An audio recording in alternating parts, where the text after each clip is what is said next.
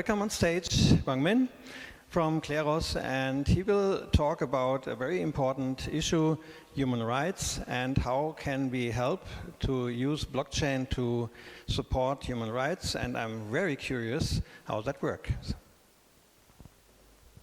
Hey, thank you, Christoph. Good morning, everyone. My name is Guangmian Kung. I'm the integrations lead at Kleros. And today I thought, for D1 Conf, I'm not going to talk about the same thing I talk about every year. Last year at Istanbul, I already talked about the concept of Kleros in the context of insurance protocols. But today I'm going to zoom out a little bit and talk about something slightly more lighthearted, a little bit fluffier, a little bit more abstract, but hopefully also aspirational, inspiring some of us to build maybe the next products that are needed in the Web3 ecosystem. And the topic is about decentralizing human dignity. How can we build a framework, the technical framework for human rights in a decentralized context without having to rely on the traditional nation states that we are used to and the court systems that we are so used to trusting. But first of all, what are exactly human rights? So human rights is there are many definitions, but if you were to ask someone on the street, they would typically say that it is something that you're entitled to simply because of being a human. And I think entitlement is the right word here. It is about you being a physical, a human that looks like this, and just being a human being, being part of this species, you get these entitlements and these things that you deserve. And the most widely accepted definition of what these are the 30 articles in the Universal Declaration of Human Rights by the UN, which was defined in 1948. So what are these rights? These are taken directly from the document itself. So it covers everything from the right to equality, to the right to fair judgment, to the ability to practice your own religion, and things like even things that you might not think are so important, like the right to participate in cultural life or community, but are actually considered human rights by the UN. But where do they actually come from? Do they come from religion, or is it given by some arbitrary person? No, it actually came from in the aftermath of the World War II, when some of the greatest tragedies in human history happened, and it became very apparent to the entire international community that we needed to better define what we as humans deserve. But that also has roots in modern history. Philosophers John Locke, Rousseau, defining the fundamentals of what we consider as human rights, and it goes back to the early days just after the birth of Christ, and also religious roots that go back to the Ten Commandments, Islamic law, Buddhist, Taoist fundamentals. And so now I'm going to zoom a little bit more into the technical aspects of human rights, the functional aspects of human rights. So in the real world, how are these actually ensured? We have, I think as the most important fundamental, the physical presence of us as a human being. You need to be, I think that, if you were to drift ashore in a refugee boat in, let's say, a European country, or perhaps even here in Bangkok, just being a member of the human species will make you a subject of human rights, right? People will be like, okay, we need to treat this person as a human subject, and let's look at what this person deserves and how we need to treat that person. And of course, once they've established that you are a real human, we need to look at what do you actually deserve, and that depends on the interpretation of and that the manifestation of these human rights in the domain laws, such as labor laws, housing law, and what you deserve within that specific jurisdiction. And most importantly, and this is, it sounds a bit controversial, but many people say that the reason why nation states have so much power is because they have this monopoly over violence, right? And I think that it is not very far from the truth. The ability to redistribute resources, the ability to assign resources, and prevent people from hurting each other is a very important element and power, and I think a cornerstone of power of nation states to ensure human rights. So just to give you a few examples, if we were to look at the right of security of person, you cannot have this if there is no ability for the nation state to enforce military or police power. Right to nationality, if you're not able to use your physical presence to prove that you're a person, this right basically cannot be enforced. And lastly, when you have right to if you're talking with the right to a free trial, you cannot have this, there are no clear laws or fair courts that you can trust. Yeah. So transposing all this into the Web3 environment, how are these exactly influenced? And I think that the two most important things is the concept of trustlessness and permissionlessness, right? So these are, the moment you come to Web3, we immediately start talking about censorship resistance, the ability to vote, to broadcast transactions, and all that. And that has very clear implications on your ability to exercise human rights. So today I'm going to talk a bit about how these important tenets of Web3 communities affect human rights and how we can actually solve for the rights that are not inherently solved by these two things using the tools that are available to us in Web3. Okay. So these are the same 30 rights again, and I would argue that the ones in yellow are, I would say, to a person with a very brief understanding of what crypto technology and blockchain is about, you would say that these yellow rights are almost immediately solved, right? Your ability to own property is enabled by your ability to just own transactions and sign transactions with your own private key, which you do not need to reveal to anyone. And yeah, you can participate in DAOs, broadcast information, send information to each other without any censorship by using the blockchain. And the ones that are in blue are, I would say, secondary effects of using blockchain technology. Yeah, the ability to transact freely gives you the ability to join companies, unions, communities that are beyond your immediate physical environment. Yeah, so the question here would be, what about the ones that are in white still? What can we do about them? What are the tools we have to make it possible? So I will group them into 4 main categories. So the ones on the top left, it requires some ability to enact physical force. The ability to prevent people from doing things and to also physically exert retributive justice to some people. It could be putting people in jail, restraining people. I wouldn't say killing people, but I think you get where I'm going at. Decentralizing justice, bottom left, is about the ability to produce very subjective judgments in a decentralized environment without having to basically trust anybody. Top right, democratizing identity. I think this has been a trending topic for the past 2 years about all the identity protocols popping up. Without that, it is impossible to exert all the rights that you have on the top right.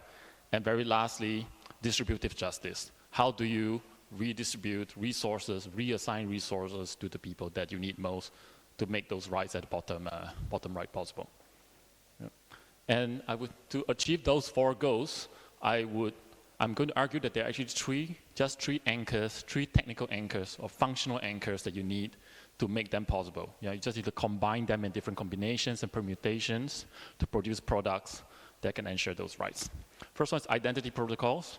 So instead of using a physical presence, which requires someone to verify, we need better ways, trustworthy ways to assure that as long as you are a real human, you will be able to claim your rights that you're entitled to within a certain community. Perhaps in the future, we might want to extend these rights to non-human entities as well. Just like in the real world, even some rivers in Australia has rights, for environmental protection, and also animals and certain places of worship. Subjective oracles is the next anchor. This is I would say, argue the Web3 counterpart to court systems, the ability to produce subjective answers to very, very subjective questions with a high degree of fairness and transparency is very important for producing solutions that ensures those rights, especially in products like insurance, payouts, and bounties. Lastly, conditional escrows. This is very relevant for distributive justice, ability to collect funds, hold it into place, and distribute it when the conditions are met. Yeah, so I'm going to give you 4 examples here about how this works in practice. First one, this is one of the rights that are still in white. And in the real world, we talk about Social Security as something that is given or granted to you by the government. Then you need to have government programs, basically constitutionalizing social security for you in a certain state. And you need basically operational processes, agencies to approve that for you. In a Web3 environment, this could be seen in the form of perhaps insurance protocols, or perhaps even universal insurance for certain members of an ecosystem. It is not impossible to imagine a situation where, let's say, all the users of Solana get access to, let's say, all the ICO funds that were gathered by the Solana Foundation at the beginning and used to protect the users within the network based on certain conditions, right? Of course, that needs to be secured by a fair and transparent system, which will ensure that the funds are not depleted just by anybody in the ecosystem. Yeah. Next, right to remedy by a competent tribunal. In the real world, we depend on legal systems and laws to make sure that this right is ensured. In the Web3 environment, there are really many, many examples of this. Of course, Kleros, the team that I work with, is one example of this. We use basically game theory to replace the judgment of a certain of real-world courts. But there are also experiments like Aragon Court, Jur, and Your Justice that serve similar purposes within the ecosystem. So these are all attempts to build solutions that provide competent tribunals for all kinds of very subjective matters.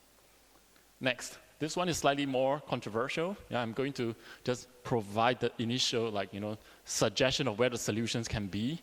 And it might lead to solutions that may not be so desirable, but this is more for inspiration. Okay? So if you want to be able to restrain and prevent violence from happening, you need to also be able to do the same. And I would argue that Web3 and decentralized societies actually has the ability to do that through the use of bounties. So you can. Right now, there are already examples of this. You can use D-Work, you can use all these decentralized platforms like Kleros to produce bounties to get things done. So let's say you want to restrain somebody or prevent something from happening, you could crowdsource the funds and have that be used to fund, let's say, an action against someone. It could be, this has to be applied very carefully to prevent this from becoming some kind of, indiscriminate mob justice. You could say, hey, this person, if he or she does something undesirable, we cancel them on social media, right? And everybody who does this gets a pull-up or $1 of this. But that is not entirely fair as well. So we have to think about how we want to direct this. And the worst case of this is basically assassination markets, where we say, hey, this person needs to be taken down, and there's a $500,000 bounty on this person. But I believe that between that and doing nothing, there is a lot of degrees of actions that we can take that can motivate people to use physical force in a constructive and fair way. And there are also, besides physical action, there is also platforms already like crowd justice and leg shares that allows you to crowdfund basically legal action against people, class action lawsuits, and this can be funded in the Web3 way and using real-world jurisdictions as kind of like an agency to take action in the legal world, in the real-world legal systems. And finally, right to recognition as a person before the law. We all know that there are many identity protocols out there, and they're getting better with each iteration. Privado by Polygon ID, Gitcoin Passport, Galaxy ID, Proof of Humanity from Rarimo and also Kleros. These are all ways for people to assert their self-sovereign identities. And once you're able to do that, you can become a subject of rights in the communities that you are part of, and hopefully will grant you access to the rest of the ecosystem. So hopefully with these, I've shown you how we can, the beginnings of how we can move from a world where we need to trust all these, nation states which have this kind of monopoly over violence. And if you are not considered as a subject of one of these states, you basically become stateless and also rightless in a certain way, to a situation where anybody who has the knowledge and the ability to access the internet will be able to get access to these kind of services that represents and their entitlement to human rights in a decentralized environment. Yeah. So this is my very short presentation. I hope you enjoyed it, and if you have any questions or comments, happy to take them now. Thank you.